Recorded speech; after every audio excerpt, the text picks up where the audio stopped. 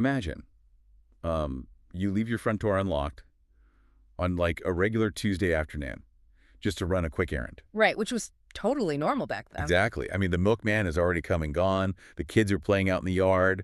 The neighbors are just chatting across the street. It is, the absolute picture of safety. The American dream, basically. Yeah. But by dinner time, your entire existence is just erased, Just gone. leaving behind only a crying toddler and a kitchen completely smeared in blood. It sounds incredibly theatrical, right? Like a movie setup. Yeah, totally. But this is a documented historical reality. We're talking about October 1961 in this really idyllic, historic suburb of Lincoln, Massachusetts. A 31-year-old mother of two, Joan Risch, basically vanished into thin air. And that brings us to why we're here. Yeah. Welcome to the deep dive. How does a woman simply evaporate from the American dream?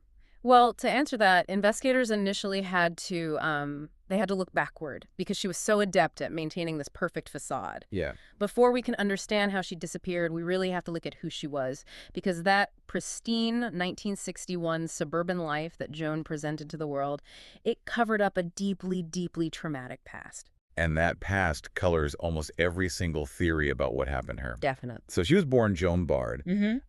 in 1930 in Brooklyn. And when she was just 8 years old, her parents died in this terrible house fire in New Jersey. Right. And this wasn't just like a tragic accident. The circumstances were highly, highly suspicious. Yeah, the official fire department report at the time, they blamed a defective lamp cord, I think. They did, yeah. But neighbors reported some incredibly disturbing details that totally contradict this idea of a simple electrical fire. Like what? Well, one neighbor noted that the family's large German Shepherd, which was this fierce guard dog that barked at literally anyone who approached the property, it was found dead in the basement. Oh, wow. Yeah, and it was wrapped tightly in a blanket. It appeared the dog had actually been put to sleep before the fire even started. Wait, really? Someone put the dog down so it wouldn't bark? That's what it looks like. Yeah. And Joan only survived because she just happened to be visiting relatives back in Brooklyn at the time. I mean, that is just an unimaginable trauma for an 8-year-old to process. Absolutely. And then, after that, she was adopted by her aunt and uncle, and she took their last name, Natras. But unfortunately, the trauma didn't stop there. No, it didn't. She later confided to a close friend that she had actually been sexually abused by her new stepfather. God, that's awful. It is. And if we connect this to the bigger picture, when you look at the sociological pressures of the 1950s and 60s, women were so heavily incentivized to project just absolute domestic perfection. Right, the perfect housewife trope. Exactly. So for someone with Joan's history, you have a woman who learned very, very early on how to compartmentalize. She essentially became a chameleon. Like she was playing a part. Yeah. To her neighbors in the League of Women Voters in Massachusetts, she was this happy, well-adjusted housewife hosting bridge games. But internally, she had survived immense tragedy and betrayal. She knew how to present an impenetrable front to the world. Okay, I hear that, but I have to push back a little here. Let's look at the actual trajectory of her adult life. I mean, she graduated with an English degree from Wilson College. Right. She worked her way up in the publishing industry in New York City, which is no small feat. She married an executive, Martin Risch, had 2 beautiful kids, Lillian and David, and then they moved to this gorgeous, historic Minuteman Park area. All true. So just because a tree has a scarred trunk from, like, a long-ago forest fire doesn't mean it won't grow healthy leaves, right? Are we maybe reading way too much into her childhood just because of how her story ends? It's a fair question, but when a disappearance is this inexplicable, investigators are practically forced to look for those psychological fault lines. Like looking for cracks in the foundation. Exactly. Did that childhood trauma make her more vulnerable to a mental breakdown? Or, on the flip side, did it make her more capable of orchestrating this elaborate escape? That tension is really at the core of this entire mystery. Yeah, that makes sense. Yeah. Because she was so good at maintaining that perfect exterior, investigators had to look at her final morning to see if, maybe the mask slipped. But instead, they found a timeline that makes her disappearance mathematically baffling. It's so tight. Walk us through that morning of October 24th, 1961. So 1960s suburbia was an ecosystem of constant surveillance. Housewives were basically the unofficial neighborhood watch, right? Yeah, everybody knows everybody's business. Exactly. Plus, the service industry brought people right to your door all day long. So Martin leaves for a business trip to New York City before 8:00 a.m. Okay. Joan wakes the kids, 4-year-old Lillian and 2-year-old David. She takes Lillian to a dentist appointment in nearby Bedford. She does a little shopping, pays in cash, and they are back home by 11:15 a.m. And this is where we see just how watched these houses really were. I mean, the milkman comes and makes a delivery. The mailman drops off the post. A dry cleaner actually comes inside the house to pick up Martin's suits. Yeah, right into the house. And none of them notice anything weird. Joan changes out of her nice clothes into, like, a blue house dress and white sneakers. She makes lunch, and around noon puts 2-year-old David upstairs in his crib for his usual nap. And then around 1 p.m., the neighbor from across the street, Barbara Barker, brings her 4-year-old son Douglas over to play with Lillian. Right. Joan is seen outside pruning shrubs with shears, and then she puts them back in the garage. It is literally the absolute epitome of domestic tranquility. Until 2:00 p.m. The clock hits 2:00 p.m., and Joan takes the 2 older kids across the street to Barbara's house. She drops them off, saying she'll be back for Lillian soon. Just 15 minutes later, at 2:15 p.m., Barbara looks out her kitchen window, and she sees Joan walking quickly up the Risch driveway. But she looks different now, right? Yeah. Joan is now wearing a trench coat over her house dress. She's holding her arms outstretched, carrying what Barbara describes simply as, quote, something red. Something red. And Barbara notes that Joan looks dazed, like she's almost running erratically. Okay, stop right there. Here's where it gets really interesting for me. What was she holding? Was it clothing? Was it, like, a bloody towel? A weapon? Nobody knows. And honestly, if your neighbor is running up her driveway looking totally dazed in a trench coat, holding something red and unidentifiable, why doesn't Barbara immediately go outside and check on her? I know, it's frustrating to think about now, but it speaks entirely to the mindset of the era. Lincoln, Massachusetts in 1961 was a place where people genuinely didn't lock their doors. Right. Violent crime was practically unheard of. Exactly. Barbara likely just rationalized what she saw because the alternative, that her neighbor was in mortal danger, was simply unthinkable.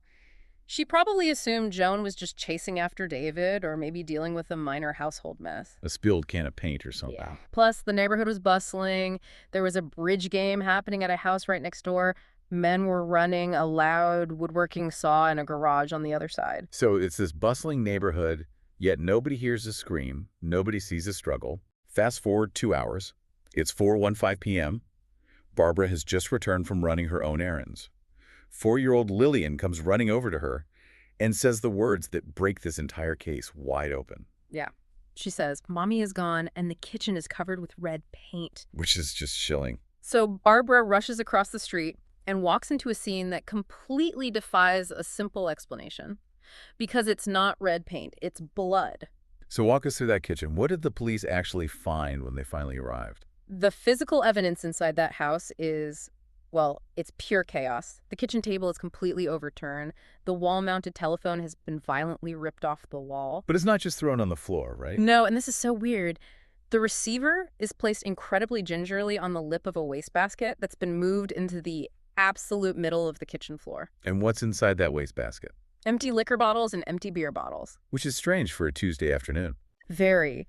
When police later question Martin, he can account for the liquor from a party they hosted the previous weekend, but he is completely baffled by the beer bottles. Neither he nor Joan drank beer. That's a huge red flag. And then there's the cleanup attempt, right? Yeah. Someone had clearly tried to wipe up the blood on the floor, but they didn't use paper towels or a mop. They used a pair of 2-year-old David's coveralls and some of his underpants. That is just so bizarre. And the blood patterns themselves? Bewildering. You have small drops leading up the stairs. There are drops in the master bedroom and even a single drop near the window in David's room. Where the 2-year-old is still in his crib, right? Yes, he's up there crying with a wet diaper. And then there's a completely separate blood trail that leads out the kitchen door, down the driveway, and ends abruptly at Joan's car. There's blood on the car, too. Yeah, there's blood on the right rear fender, the left side of the hood, and the very center of the trunk. Okay, so if you are looking at blood smeared across your own kitchen floor right now, it probably looks like a total massacre. But our sources say the state police chemist determined the actual volume of bloodshed was quite small. Yeah. How could they possibly know that in 1961? Well, forensic science in 1961 was obviously limited, but they relied heavily on visual spatter analysis and pooling limits. Okay. By analyzing the density of the smears and the saturation of the baby clothes used to wipe it up, the chemist estimated the total volume was only about half a pint. Wait, half a pint is roughly the size of a large coffee cup. Exactly. It looks terrifying smeared across linoleum, but biologically speaking, it's not a fatal wound. So what does this all mean? Did she bleed to death, or did someone just want it to look like she did? That's the million-dollar question, because a person can lose half a pint of blood and still walk, run, and function perfectly fine. And what about the blood type? The sources say it was type O, which matched Joan's. Does that actually prove it was hers? This is where 1961 forensics become incredibly frustrating. DNA profiling is still decades away. They could only use rudimentary blood typing. And type O is the universal donor, right? Yeah, it is incredibly common, found in about 45% of the population. So while it matched Joan's type, investigators couldn't definitively prove it wasn't an attacker's blood. Right. But the anomalies, the things that are completely missing, are what turn this into like a locked room mystery. Definitely. There are massive blood smears on the floor, but absolutely no bloody footprints. How do you walk through a bloody kitchen out to a car and not leave a single footprint? What's fascinating here is that the scene looks less like a targeted murder and more like a chaotic medical emergency or someone stumbling around in a profound daze. The lack of footprints implies the person was either incredibly careful or carried. And the police do find 3 unidentified fingerprints, right, including a palm print on the wall and the phone. Plus, Joan's pocketbook is just sitting there on the counter with less than $10 in it. Right. The low blood volume paired with the lack of footprints forced investigators to ask a pretty radical question. Did Joan Risch orchestrate her own disappearance? The Gone Girl theory. Basically, yeah. This gained massive traction when a local reporter started digging into Joan's library records. Because over the summer, Joan had checked out 25 books related to murders and missing persons. And the titles are highly suggestive. One book, called Into Thin Air, is about a woman who vanishes, leaving behind smeared blood in a towel. Wow. Another book, The 27th Wife, details Brigham Young's wife vanishing without a trace. It strongly suggests premeditation. It implies she was researching how to disappear, how to stage a crime scene to confuse the police. So the lack of footprints.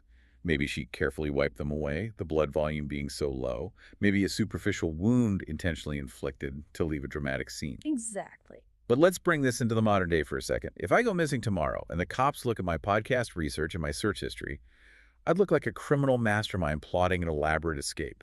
Oh, totally. Same here. Could her reading habits just be a complete coincidence? I mean, she was a highly intelligent, college-educated woman who left a fast-paced career in New York, publishing to be a suburban housewife. Couldn't she just be a bored reader devouring the 1960s equivalent of true crime subreddits? That is a very real possibility. And honestly, the staging theory runs into a massive physical roadblock when you look at the eyewitness accounts from the highways that afternoon. Right, the sightings. Yeah. Between 2:45 p.m. and 4:30 p.m., multiple independent motorists reported seeing a woman walking along the medians of routes 2A and 128, which are major local arteries. And the descriptions from these motorists are just chilling. They describe a woman who is untidy, disoriented, hunched over as if she's cold or in severe pain. She has a kerchief tied tightly over her head. And most disturbingly, one motorist reports seeing blood visibly running down her legs. Which is horrifying. You also have to factor in the sightings of a mysterious, dirty, two-tone blue car. Neighbors spotted it parked in the Risch driveway right around the time Joan vanished. And then later that afternoon, someone saw a similar car parked near some nearby woods.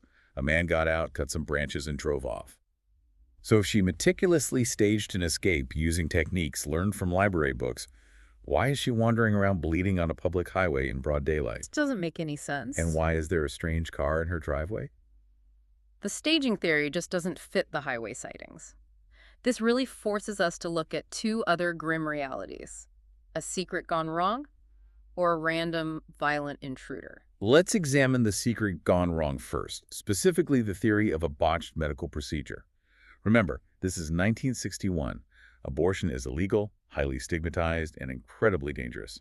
Some investigators theorized that Joan arranged for a clandestine home abortion that afternoon. And our sources point out that this theory attempts to explain almost all the physical anomalies in that kitchen. It really does. It explains the half pint of blood and the staggering, stumbling blood patterns leading up to the bedroom and out to the car. And what about the mysterious empty beer bottles in the trash? Well, they could have been provided by the illegal practitioner for pain relief, or maybe to calm nerves beforehand, since traditional anesthetics wouldn't be available. That makes a morbid kind of sense. And the ripped phone.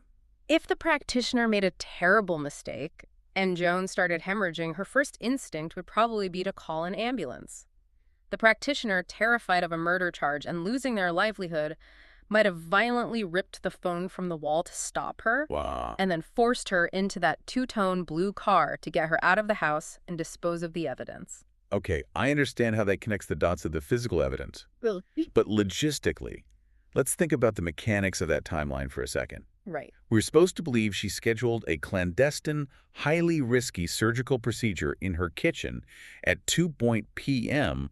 on a Tuesday, while her 2-year-old was napping just up the stairs, and her 4-year-old was playing in a yard directly across the street. That's a lot to swallow. That is like trying to defuse a bomb in the middle of a play date. Does that actually make sense for a fiercely protective mother? This raises an important question, though, regarding how society views suburban housewives, especially in that era. The assumption is always that her life was an open book. Yeah, that she had no secrets. Right. But the evidence, the unknown fingerprints, the unexplained beer bottles, it suggests a hidden aspect to her life that day. If not a medical procedure, then what about an affair? Was the driver of the blue car a lover, and an argument just escalated into violence? Which brings us to the violent intruder theory. The sources mention a man named Robert Foster. He was an appraiser for the National Park Service, visiting homes in the area because the government was buying up land for Minuteman Park. Yes. And he had actually visited the Risch home a month prior. He had, and Foster was thoroughly investigated, but he had a solid alibi. His supervisor and 2 engineers vouched for his whereabouts that entire afternoon. Okay, so probably not him. No, but the presence of an appraiser reminds us that the neighborhood wasn't completely sealed off. Construction workers were everywhere building the new highways. Delivery men were constantly in and out. Someone could have realized Martin was out of town, watched Joan drop the older kids off across the street, and struck when she returned to the house alone. Exactly, and that would explain the blood on the car. An attacker ambushes her in the kitchen. She fights back, knocking over the table. She tries to call for help. He rips the phone away. He injures her, causing that half pint of bleeding. She breaks away, runs upstairs to check on David, which leaves those upward drops of blood. But the attacker catches her, forces her out the side door, and throws her into the trunk of a car. But again, we just hit a wall with the physical realities of the scene. If it was a violent abduction, why try to clean up the blood with the baby's clothing? An abductor in a rush wouldn't pause to wipe the floor. True. And how do they engage in a violent struggle, drag a bleeding woman to a car, and leave absolutely no bloody footprints behind? It is the ultimate locked room mystery, except the door was wide open. Seriously. If you look at the library books, it's a staged escape. If you look at the ripped phone and the unidentified prints, it's a violent crime. If you look at the bleeding woman on the highway, it's a tragic accident or medical emergency. And we can't forget the profound human toll of this mystery. Martin Risch, Joan's husband, continued to live in that very house for decades. Did he really? Yeah, he never had Joan legally declared dead. He raised Lillian and David there, holding out hope that one day she might walk back through that front door, perhaps recovering from amnesia. He passed away in 2009, never knowing what happened to his wife. That is just heartbreaking, living with that just every single day. But as we wrap up this deep dive, there is one final, incredibly chilling concept drawn from our sources that we haven't fully explored yet. And it is a thought that completely reframes everything we know about that kitchen scene. It has to do with the timeline of discovery and who was actually in the house before the police arrived. We know that Barbara Barker brought 4-year-old Lillian back to the Risch house around 3:40 p.m. Barbara then went to run her own errands. Lillian didn't run back across the street to report the, quote, red paint until 4:45 p.m. That means a 4-year-old girl was alone inside that bloody house, with her baby brother crying upstairs for up to 45 minutes. When law enforcement arrived, they assumed they were looking at a crime scene exactly as the perpetrator or Joan left it.